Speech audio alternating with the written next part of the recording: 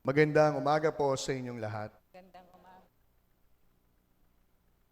Nagsimula ang ating ebanghelyo sa isang nakakaantig na tagpo na kung saan nakita natin o napakinggan natin nahabag si Jesus sa mga tao.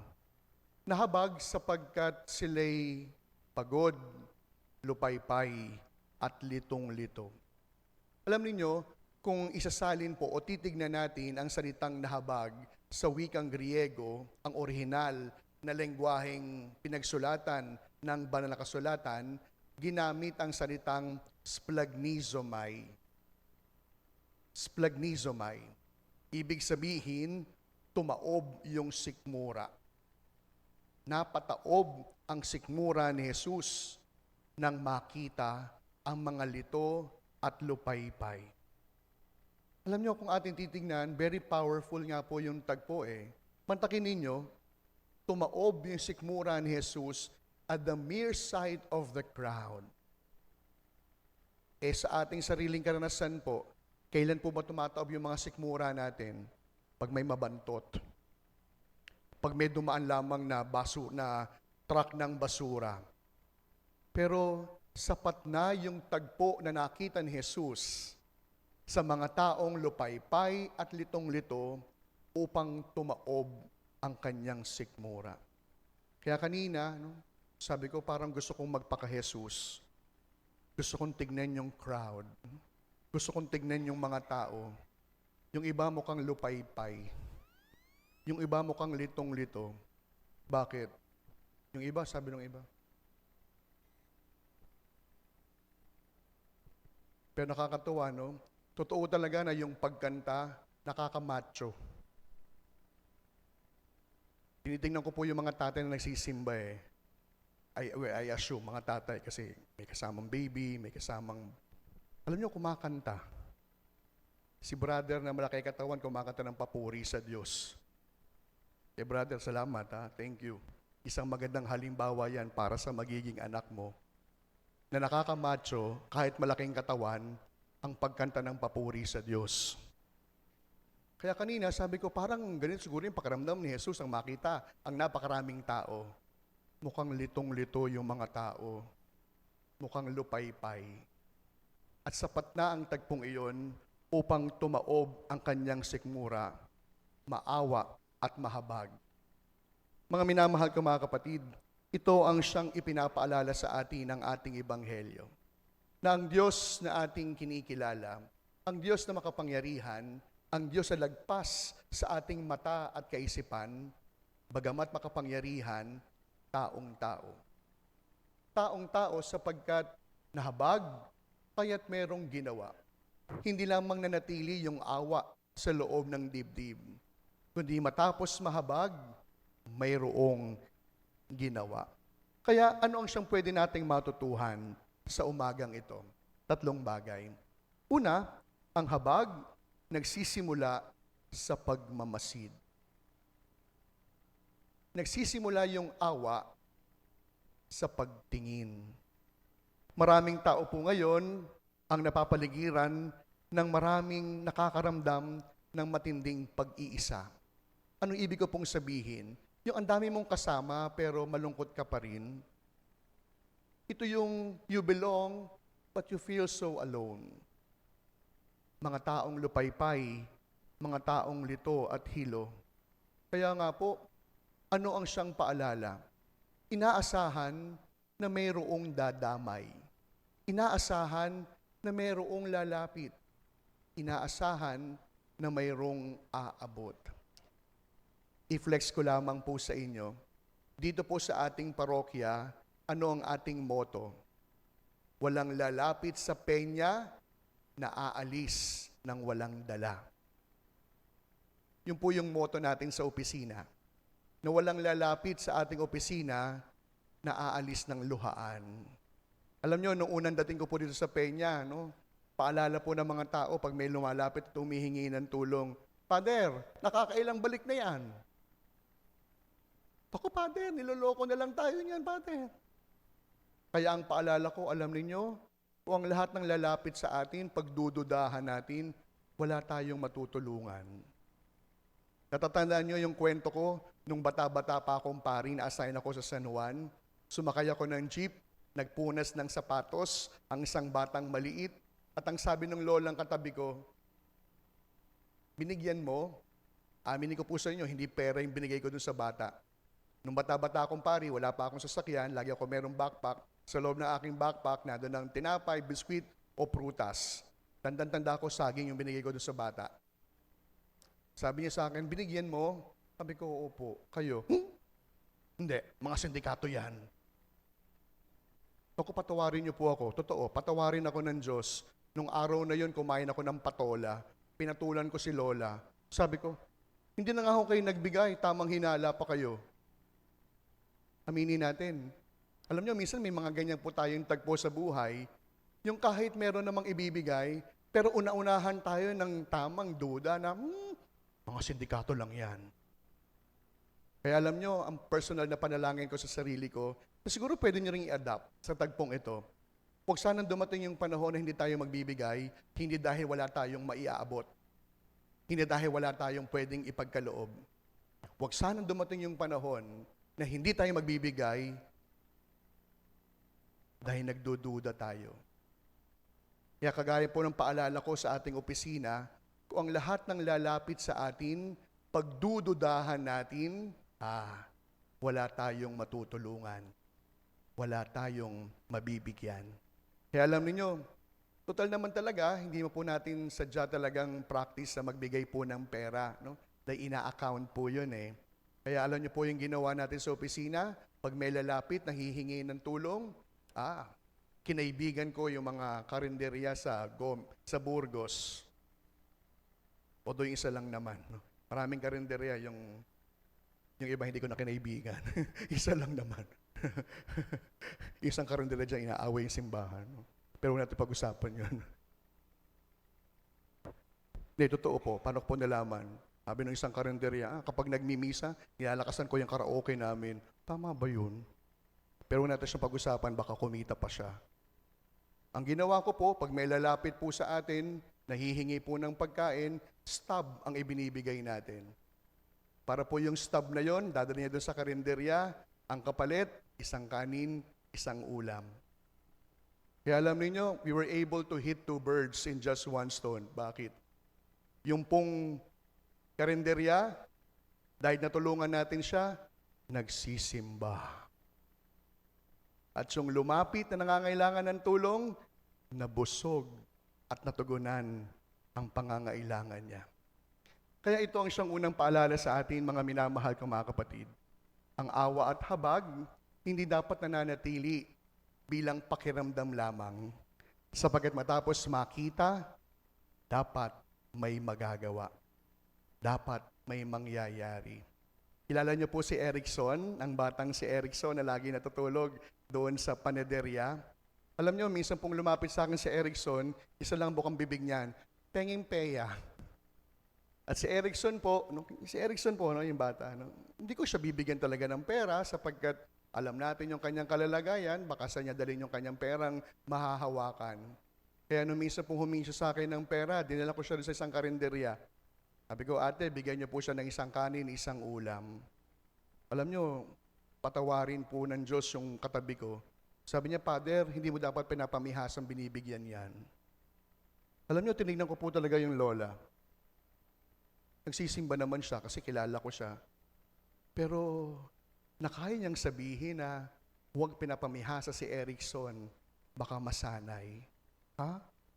Si Erickson na walang kakayahan, si Erickson na matindi ang pangangailangan, pag-iisipan na baka masanay sa pagiging ng tulong na lamang. Kaya ang unang paalala sa atin, ang habag, ang awa, hindi dapat nakakaawa lamang. Ang habag at awa, dapat may ginagawa. Sapagat ang habag, nagsisimula sa pagtingin. Pangalawa, paalala ni Jesus, sagana ang aanihin. The harvest is abundant. That is why Jesus told His followers to pray that the Lord of the harvest would send laborers into His vineyard. Sagana yung aanihin pero kakaunti ang manggagawa.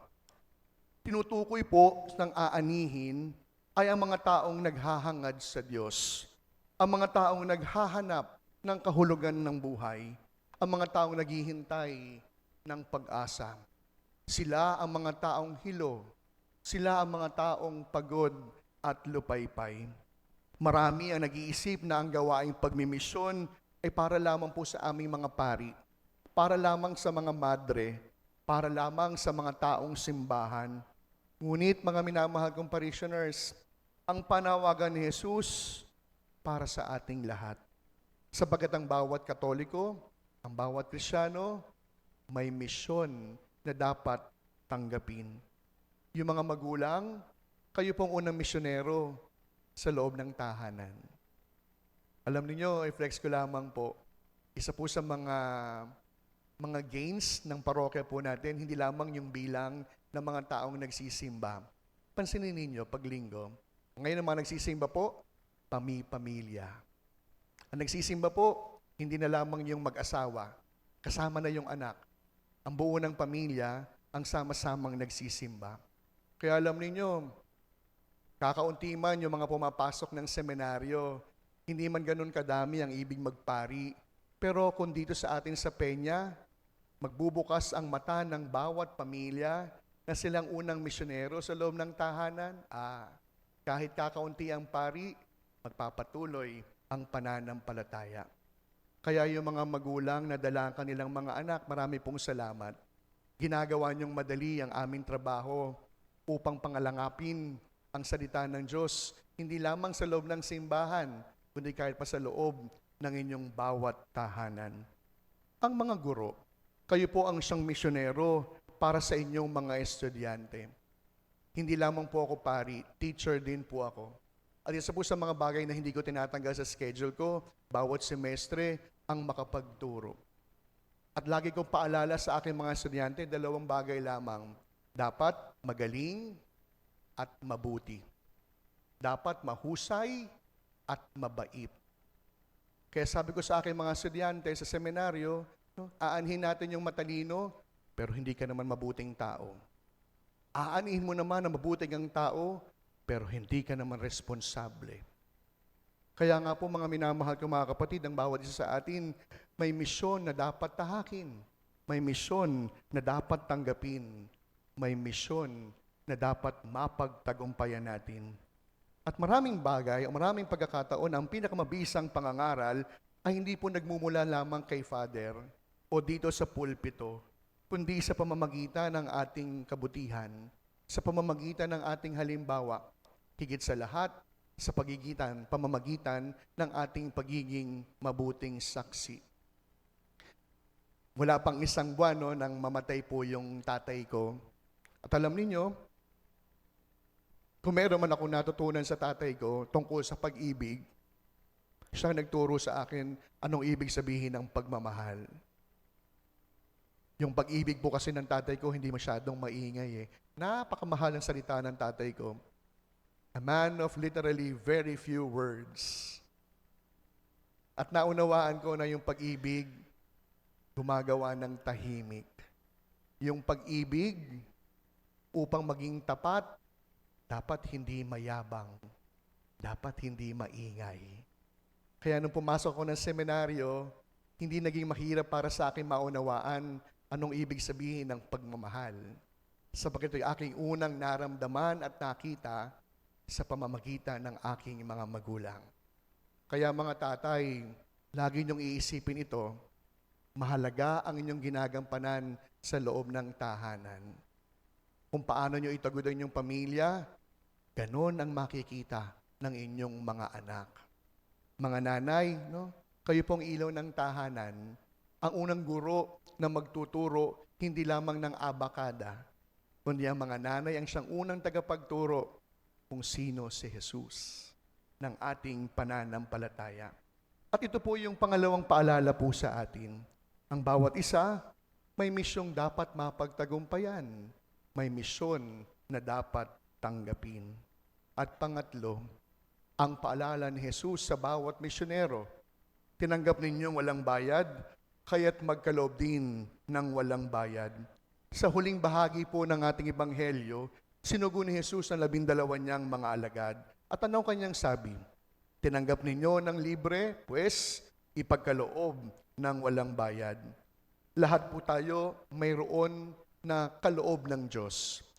Everything our hands can hold belongs to God. Came from God. Kaya ano po yung mga bagay na galing sa Diyos na hawak-hawak ng ating mga kamay? Yung ating sariling buhay, yung ating mga talento at kakayahan, ang ating mismong pananampalataya, kahit pa ang ating pamilya, ang ating bawat pagkakataon at biyayang natatamasa. Dahil ang lahat ng ito'y galing sa Diyos, hindi lamang dapat pinagpapasalamatan. Ang bawat biyayang tinanggagaling sa Diyos, dapat pinagyayaman. Kaya alam ninyo, malimit, maririnig natin yung mga tao, kaya hindi ako nakapag-aral. Hiwalay yung magulang ko eh. Kaya hindi ako nakatapos ng pag-aaral. Mahirap kami. Hindi. Sapat ang biyaya ng Diyos sa pinagkaloob sa atin upang tayo makapagtagumpay sa bawat yugto at misyon ng ating buhay. Dahil malaya nating tinanggap, inaasahang gagamitin, ipagkakaloob ng wala ring bayad. Sa mundong madalas nagtatanong na, anong mapapala ko? Anong mahihita ko? Anong makukuha ko dyan? Ang tanong ni Jesus sa bawat misyonero, ano ang kayang ibigay mo? Ang isang ngiti, wala pong bayad yan ha. Yung pagbati ng magandang umaga, libre po yan. Alam nyo, alam po yan ng mga sakristan po natin, na sana ituro nyo rin po sa mga bata sa inyong pamayanan. Yung mga bata po ngayon, pag tinanong mo, bakit hindi ka bumati kanina? Sasabihin ng bata, nahiya po ako eh. Lagi kong paalala, ano mas nakakahiya? Yung hindi ka bumati o yung bumati ka? Diyan na lang po sa kalye, no? Minsan po iniisip ko, talagang marami pa rin hindi nagsisimba eh. Minsan po makikipagtitigan po ako sa mga nakakatsalubong ko. Kapag po bumating ganun, kilala ko nito. Pero pag hindi po ako binati, ako mabate. Magandang umaga. Yung mga tao, napakamahal ng bati nila. Gayong wala namang bayad. Totoo. Pagbati pa lang yan, hindi na kayang gawin. Kaya alam nyo, nung isang araw, kwento ko lang naman, pero kayo mag-alala, yung kukwento ko, wala naman dito. Nung isang araw, nandun ko ng sugod bahay. Totoo. Diyan po ginanap, no? Tinignan ko po yung mga nakapilang tinatawag na numero, yung mga nanalo. Hindi naman nagsisimba itong mga to. Pero tingnan ninyo, kahit hindi nasimba, sinuwerte, nanalo. At kung makatawa dun sa camera, talagang wagas. Pero pag binati mo sa kalye, walang mga malay. Kaya sabi ko, sana yung mga nanalo, maalalang kahit hindi sila nagsisimba, hindi sila pinababayaan ng Diyos. Hindi sila nakakalimutan. Kaya alam niyo nung nakalipas pong araw ng Biyernes, kapistahan ng mahal na puso ni Jesus, nagkaloob ulit tayo ng ayuda sa mga driver ng ating pamayanan. At inamin ko sa kanila, isa lang yung panalangin ko. Ano po yung panalangin ko? Hindi yung, Lord, sana yung mga nakatanggap magsimba. Hindi. Kasi sabi ko, hindi dapat dinadasal yun. Automatic yun, dapat nagsisimba ka. Isa lang po yung panalangin ko. Alam niyo kung yung panalangin ko? Panginoon, sana po ang mga tumanggap ng ayuda, huwag makalimutan, bagkus laging matandaan na ang simbahan, hindi sila nakakalimutan. Kasi kapag natimo po yon sa isip ng bawat driver na tumanggap ng ayuda, kanilang laging maaalala, mahal ako ng Diyos.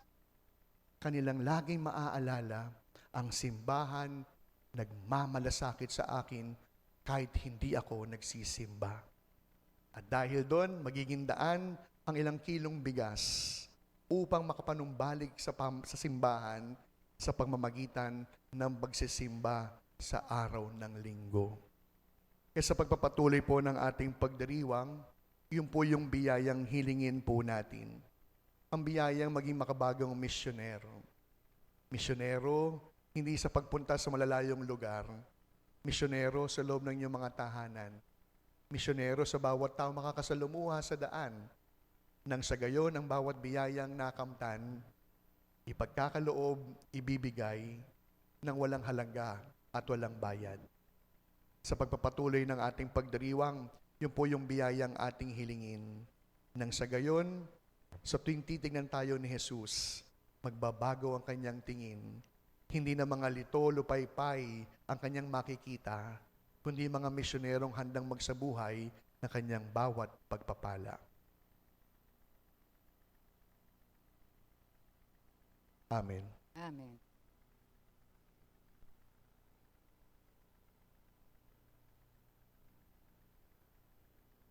Tumayo na po ang lahat. Sama-sama po natin pahayag ang ating pananampalataya. Sumasampalataya ako sa Diyos amang makapangyarihan sa lahat, na maigawa ng langit at lupa. Sumasampalataya ako kay Jesucristo, iisang anak ng Diyos, Panginoon natin lahat.